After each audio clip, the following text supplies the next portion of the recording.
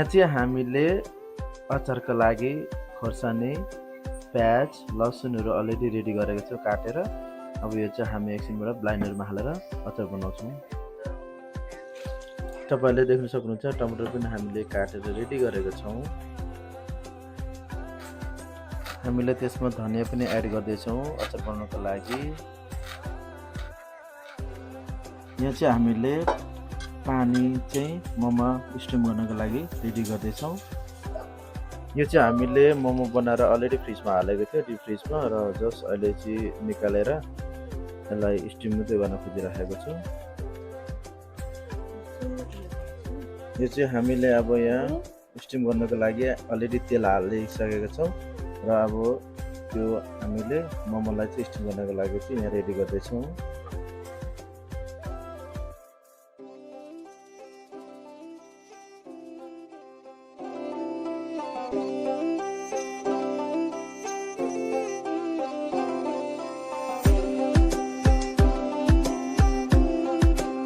मोमो हो हैन, चिकन मोमो हो यो चाहिँ। अब हामी भेज मोमो बनाउन गइरहेको छौँ।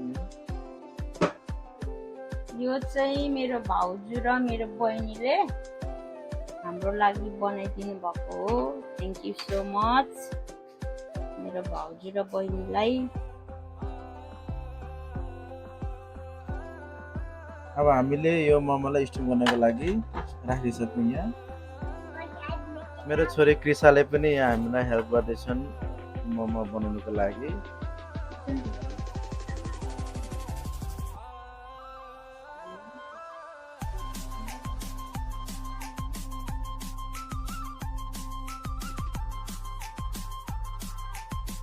देख्न सक्नुहुन्छ मेरो छोरी पनि मोमो बनाउनको लागि सिक्दैछन्।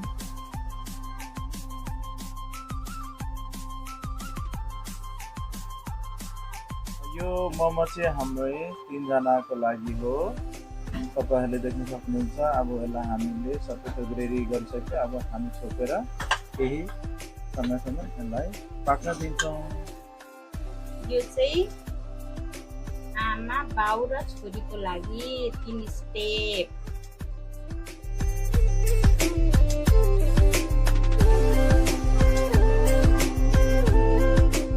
हामीले अचारका लागि तेल भुर्दैछौँ अलिकति। हामीले तेल पनि हालिसक्यौँ। यहाँ प्याज, लसुन, खोर्सानी सबै छ अचार बनाउनको लागि।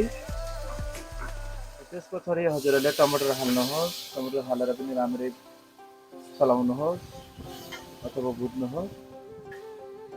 यो चाहिँ हामीले अचारका लागि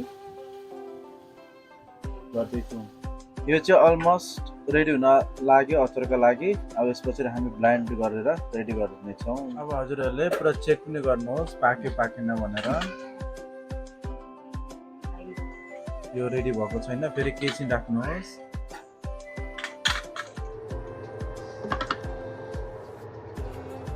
यो चाहिँ हाम्रो पाकेको छ कि छैन यहाँ चेक हुँदैछ। पाकेको छ कि छैन भनेर।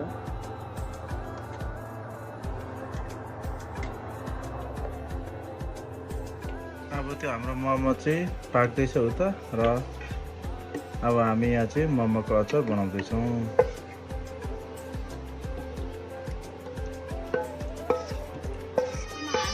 यसमा अघि भुटेको तिल पनि हाल्नुहोस्। त्यस पछाडि तपाईँहरूले तिल हालिसके पछाडि हजुरहरूले धनिया पनि हाल्नुहोस् ब्लाइन्डर गर्नको लागि। हामी चाहिँ अचार बनाउनको लागि ब्लाइन्डरमा हालेर सक्दो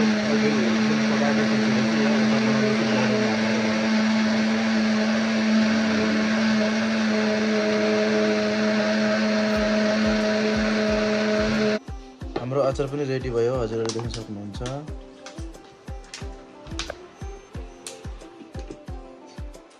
अचार रेडी भयो, देख्न सक्नुहुन्छ हजुरहरूले। अचार एकदम मिठो देखिरहेको छ। यहाँ हाम्रो मोमो रेडी भयो जस्तो छ, तपाईँले देख्न सक्नुहुन्छ। पुरा टाँसे छ, अलिक तेल कम भयो जस्तो लाग्यो। हाम्रो मोमो पनि रेडी भयो खानाका लागि। हजुरहरूलाई यो भिडियो मन पर्यो भने प्लिज लाइक सेयर सब्सक्राइब गरिदिनु होला।